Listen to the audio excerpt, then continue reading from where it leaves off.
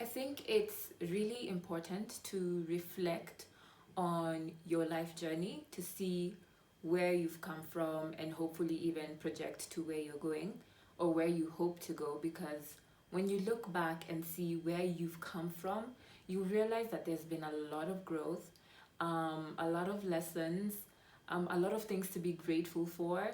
And for me, actually looking back, it just makes me hopeful because I know every day I'm growing. Like, I may not see the changes immediately, but like 6 weeks, 5 weeks, 3 days down the line, I'm just like this new person. And yeah, this new empowered person, and it makes me happy. Hey guys, my name is Amy, and I would like to welcome you to the first video of Selfish World TV. On this channel, we will be talking about wellness, relationships, and intentional living, all with the intent of curating your best life. So, I thought it would be great to do like an introductory video, like to get to know one another before we jump in. And because I forgot to ask people what questions they would like to know about me, I thought maybe we could get into like a story of my life. Yeah, just how I've been growing ever since I was younger to where I am now, the changes I've been experiencing, because I realized that change is the only constant in life. Okay, so my story. My story starts, I'm gonna start it in childhood. Yeah, like when I started school. So when I started school, I was very quiet. I was like a wallflower, I would say. Yeah, like didn't speak much. I was the kind of person you had to remember was in the room. Otherwise, you would forget I was in the room because I like to keep to myself. I was very quiet. Didn't like to bother anybody. Didn't like to make any noise. Didn't like to cause fracas. And as a result, I started getting bullied. And it wasn't like bullying, like bad bullying, but it was just it was bullying by some guys in school. So naturally, not my sister would come and defend me, and like tell the bullies to leave me alone and protect me. So I think my sister is very badass for doing that. So in primary school, I think for me, looking back, the main thing that I wanted most was to be accepted. So I remember telling my friends all kinds of weird things just so that they think I'm cool and want to be my friend. Things like like I had a friend who had braces, and I was just like, yeah, my mom says I need braces too, because I thought us having braces at the same time would be like a connectivity thing. Funny thing is, I actually got the braces, but I was never in the same school as her when I had the braces. Getting out of primary school into high school, I remember being in a school where I'd come to school every morning and there would be stories from the previous night, because our school was day and boarding school. So most of my friends were, but actually all of my friends were in the boarding school. So I'd come in every morning and they'd tell me all these stories about the exciting things that happened during the night prep. And I'd just be like, cool. I'm so glad you guys had a good time. I mean, I'm so glad I get to hear these stories. So then when I was in my last year of primary school, I just told my parents, you know what? I want to go to boarding. But of course I told them it was for my studies and, I wanted to get in there and get those good grades. But really, I was tired of the FOMO. I was tired of coming and hearing new stories every morning. Moving on to high school, I remember wanting to know who I am. So I would look for that definition in other people. I would look for other people to tell me who I am. As a result, I joined many clubs, revived many clubs, took many personality quizzes. I remember like one in my journal was about my numerology quiz, that my number is number 5. And I wrote it down in my journal so that every time I forgot who I was or the things I could do or the talents and skills I had, I would go back to the numerology brief. So yeah, the thing is in high school, I felt I had a lot of potential to do amazing things, but there was just no willpower to be able to do those things. But I feel like as I went on in my high school year, because it was 4 years, I started being able to come out of my shell and do a lot of the things that I wanted to do. So like with my friends, we joined clubs, we created clubs like Math Club and EMUN.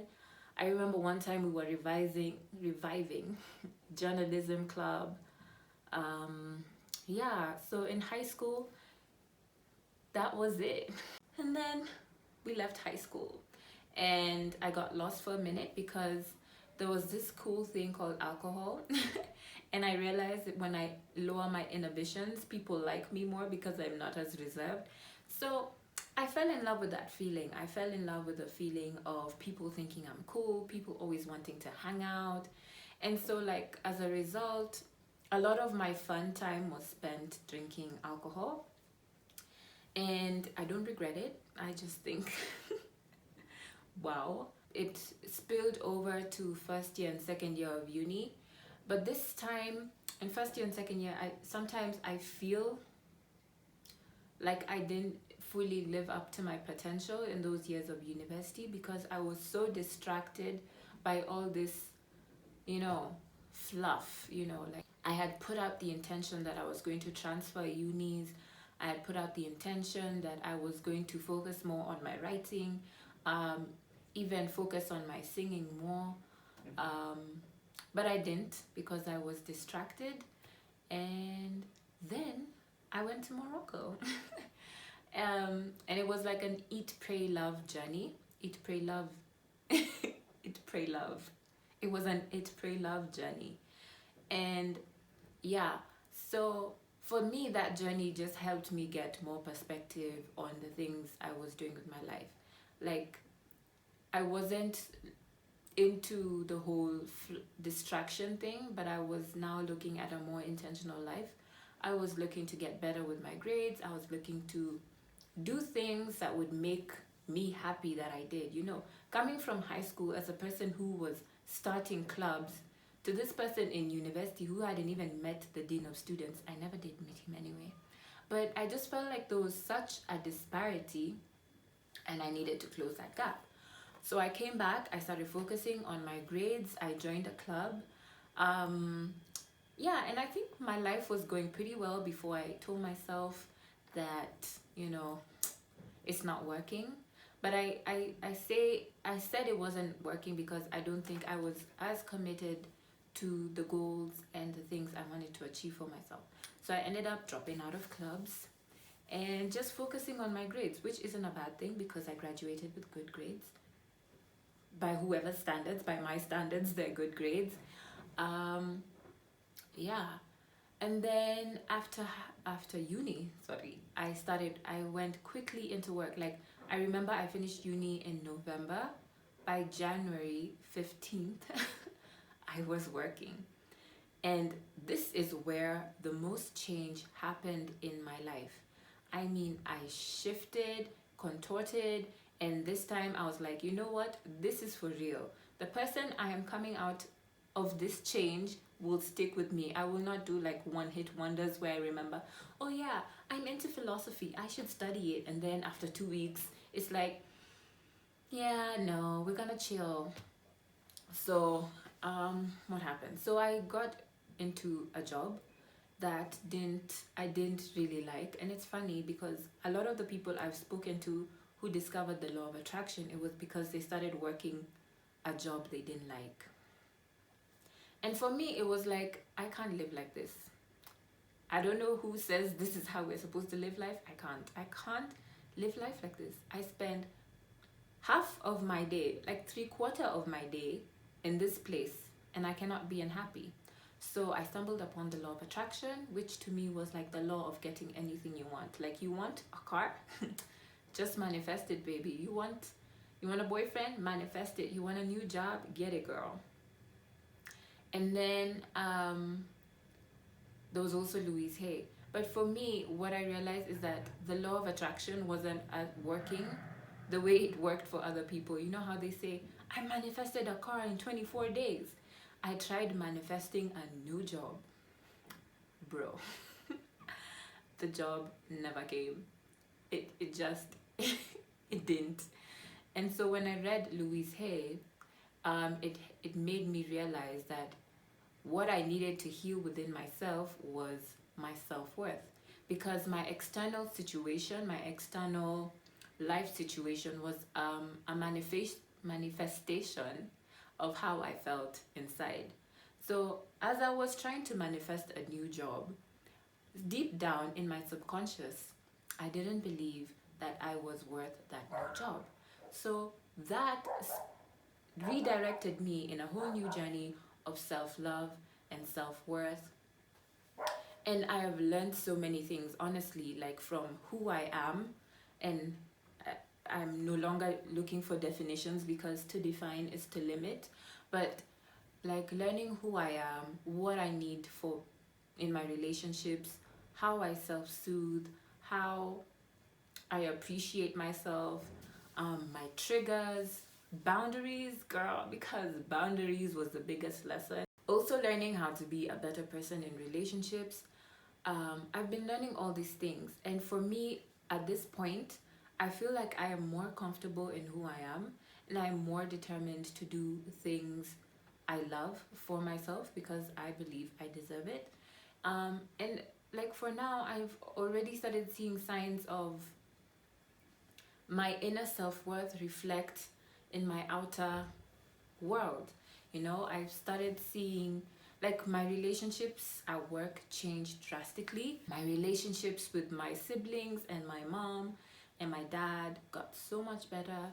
My relationship with myself especially was the one that was just like, and yeah, and I would say I'm in a good space right now, and I'm always looking to grow because you can never get it done. So that's, I guess that's why I created Selfish World, because I believe everyone has the power to live the life of their dreams. We are not here to live and work in jobs that drain us. We are not to be in relationships that suck the life of our we're not here to be in relationships that suck the life. We are not here to be in relationships that suck the life out of us. We're not here to, constantly live in a robotic stage where you don't really feel anything about your life. We're here to enjoy life. And that's what Selfish World is about. Creating a life you deserve, a life you love, a life you wake up thinking, damn, it feels great to be alive. It feels great to go to work. It feels great to have friends who love and appreciate me and who I love and appreciate as well. It feels good to have a partner who I love and appreciate. It feels good to earn money doing something I love. It feels good to plant my own food, to live in a place I love, because you deserve it. You deserve it. Yeah. And so because I was rambling to my mom and my sisters and my brothers about how all this we deserve, I thought I'd give them a break and create this platform so that I can share it with you. I hope you like it. Yeah. So basically you can expect videos every week. I'm going to be intentional about videos. And if I don't post a video, there's going to be a write-up on my blog, because writing is also a passion of mine. And maybe one day we'll get an album, because I love to sing. But yeah, that's basically what Selfish World is. You can look out for videos every week where we'll be talking about wellness, relationships, and intentional living, all with the intent of curating a life you deserve. Yeah, I want to invite you to subscribe, to share this video with your friends, and I look forward to seeing you in my next video. Take care.